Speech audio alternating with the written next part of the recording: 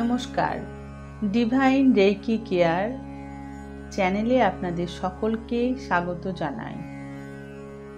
আমি মহালয়াতে পিতৃপুরুষদের কিভাবে ক্ষমা প্রার্থনা করে মুক্তির জন্যে ঈশ্বরের কাছে বলবো, এর উপরে একটা ভিডিও আমি এনেছিলাম। সেখানে প্রশ্ন করা হয়েছে কিভাবে কোন দিকে মুখ করে আমরা বসবো, প্রদীপ জ্বালাবো বা কি করব। তো এই প্রশ্নের উত্তরে ভিডিওটি বানানো। যারা এই ভিডিওটি দেখবেন তার আগে ওই ভিডিও আগে দেখে তারপরে এই ভিডিওর সাথে নিজেকে কিভাবে করতে হবে সঠিক প্রসেস জেনে করবেন। তো আমরা পিতৃপুরুষকে কি বলে প্রার্থনা করব সেটা তো বলেইছি। এবার কি করবেন, আপনার বাড়ির যদি দক্ষিণ দিক ফাঁকা থাকে তাহলে আপনি এই কাজটি সবাই ঘুমিয়ে যাওয়ার পর রাত্রিবেলায় করতে পারেন। আর সেটা যদি সম্ভব না হয় তাহলে আপনি স্নান সেরে যখন আপনি পুজো করেন সেই সময়েও করতে পারেন। এখানে লাগবে একটি মাটির প্রদীপ, তিলের তেল বা সর্ষের তেল, যে কোনো তেলই হতে পারে। একটা থার্মোকলের বাটিতে বাতাসা আর তামার ঘটে জল, এই তিনটে জিনিস আপনার পূর্বপুরুষের উদ্দেশ্যে দেবেন। আর মনে মনে দেওয়ার সময় প্রার্থনা করবেন যে এই জল এবং প্রদীপ তোমাদের উদ্দেশ্যে আমি জানালাম, যাতে তোমরা এই বাড়িতে এসে আমাদের বাড়িকে যেহেতু এখন হাই নেগেটিভিটি পরিবেশে ঘুরে বেড়াচ্ছে, পিতৃপক্ষ চলাকালীন প্রত্যেক পরিবারের মধ্যে পিতৃপুরুষরা আসেন জলদান এবং প্রদীপদানের উদ্দেশ্যে, ওরা চান। তো আমরা অনেকেই জানি না এই ব্যাপারগুলো, তো সেই জন্যে বলবেন এই প্রদীপ আর এই জল তোমাদের উদ্দেশ্যে দান করেছি, তোমরা এসো আমার পুরো পরিবারকে প্রোটেকশন দাও, যাতে অন্য কোনো নেগেটিভিটি এই বাড়ির মধ্যে প্রবেশ না করে। এই বাড়িকে পাওয়ারফুল করো, শক্তিশালী করো, আর তোমার আশীর্বাদে ভরে দাও। তারপরে প্রদীপ, জল আর একটা বাতাসা দান করে আপনি নিজে যেখানে পুজো করেন বা যেখানে মেডিটেশন রুম আছে সেখানে চলে যান, একটা আসন পাতুন, তারপরে বসে পড়ুন, ইউনিভার্সের কাছে প্রে করুন। আমার আগের ভিডিওটা শুনে নেবেন কিভাবে করবেন। তারপরে বলুন, হে পরমপিতা পরমেশ্বর, শ্রীকৃষ্ণ, মা গঙ্গা, আমি আমার পিতৃপুরুষদের জন্যে এই মন্ত্রটা জাপ করছি। যেমন আমরা সকলেই গুরুমন্ত্রে দীক্ষিত হয়ে থাকি বা নিজের কোনো ইষ্ট দেবতার মন্ত্র আমরা রেগুলার জাপ করি।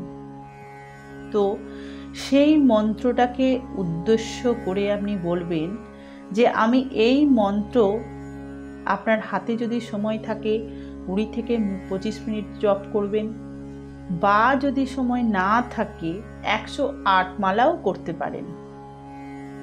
তো এখানে বলতে হবে যে মন্ত্র আপনি রেগুলার করেন, করতে করতে আপনার সাবকনশাসে ঢুকে গেছে, মানে প্রতিদিন প্র্যাকটিসের ফলে কোনো মন্ত্র সিদ্ধ হয়ে যায়, তো সেই মন্ত্রটা আপনি আপনার পূর্বপুরুষদের উদ্দেশ্যে জপ করবেন। এবং জপের আগে বলবেন, সংকল্প করবেন যে আমি আমার পূর্বপুরুষদের মুক্তি কামনার্থে এই মন্ত্র জপ করছি। এবার আপনি নিজের সময় কতটা করবেন সেটা সম্পূর্ণ আপনার উপর নির্ভর করছে। যা করবেন মন থেকে করবেন, শ্রদ্ধা ভক্তি সহ যে কাজ হয় সেটাই ইউনিভার্স পর্যন্ত বা আপনার আরাধ্য পর্যন্ত পৌঁছয়। আর যে কাজই করবেন তাতে যেন সম্পূর্ণ সমর্পণ ভাব থাকে। তারপরে আপনার 10 মিনিট ওই একই মন্ত্র, যেমন ওম ক্লিম কৃষ্ণায় নমঃ হতে পারে, ওম নমঃ শিবায় হতে পারে, বা আপনার গুরুদেবের যে মন্ত্র আছে, যে কোনো মন্ত্র আপনি এক টানা মন থেকে জাপ করবেন চোখ বন্ধ করে। করার পরে বলবেন, এই মন্ত্র উচ্চারণের ফলে আমি আমার এই মন্ত্রের ফলস্বরূপ সমস্ত পূর্বপুরুষদের উদ্দেশ্যে দান করলাম। এই মন্ত্রের ফলে যেন আমার সমস্ত পূর্বপুরুষ মুক্তি পান। হে ইউনিভার্স, হে পরমেশ্বর ভগবান, হে মা গঙ্গা, তোমরা দয়া করে কৃপা করো আর আমার সমস্ত পূর্বপুরুষদের মুক্তি দান করো। এইভাবে সকাল সন্ধে 2 বার করতে পারেন। বা যারা মেডিটেশন করেন তো তারা এটাও বলতে পারেন, এই মেডিটেশন করে এই মেডিটেশনের যে ফল সেটা আমি আমার পিতৃপুরুষদের মুক্তির জন্যে করছি, যা ফল হয় ওনাদের মুক্তি দান করুন। এইভাবে করে নিজেকে কট কাট করে নেবেন। এই কট কাট ব্যাপারটা অনেকে বোঝেননি। এখানে কড হচ্ছে আপনি যে শক্তিকে ডাকছেন সেই শক্তি ডাকা মাত্রই চলে আসে, সেটা আপনি বুঝতে পারেন না। তো তার সাথে আপনার একটা কড তৈরি হয়ে যায়। তাই আমরা যখন ভাববো যে আমার সাথে কড কাট হয়ে গেছে, মানে সঙ্গে সঙ্গে আপনার সাথে কড কাট হয়ে যাবে। তো আপনারা নাভির কাছে আঙুল দিয়ে কাঁচির মতো তর্জনী এবং মধ্যমা দিয়েও কাট কাট কাট বলেও করতে পারেন। বা মনে মনে যদি বলেন, আমার সাথে আমার পূর্বপুরুষদের কড কাট হয়ে গেছে, বা ঈশ্বর তুমি ওনাদের সাথে আমার কড কাট করে দাও, তাহলেও আপনার কড কাট হয়ে যাবে। এরপরে আপনি মেডিটেশনটি বা মন্ত্র জপটি কমপ্লিট করুন। আর সারা রাত ওই প্রসাদ, মানে একটা বাতাসা, জল আর প্রদীপ জ্বলুক, যতক্ষণ জ্বলছে প্রদীপ জ্বলুক। তারপরে আপনি তার পরের দিন সকালবেলা ঘুম থেকে উঠে ওই যে তামার ঘটে যে জলটি রেখেছিলেন সেই জলটিকে আপনার সদর দরজায় ছিটিয়ে দিন আর বলুন, আমার পূর্বপুরুষদের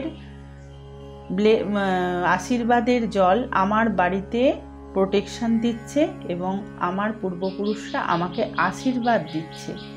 এই মনোভাব নিয়ে এই ক্রিয়াটি করুন। আপনারা অবশ্যই সাকসেসফুল হবেন এবং আপনাদের জীবন থেকে এতদিনের যে নেগেটিভিটি ছিল, বাস্তুদোষ ছিল, মনের মধ্যে সব সময় একটা ভয় কাজ করত, এগুলো ধীরে ধীরে কেটে যাবে।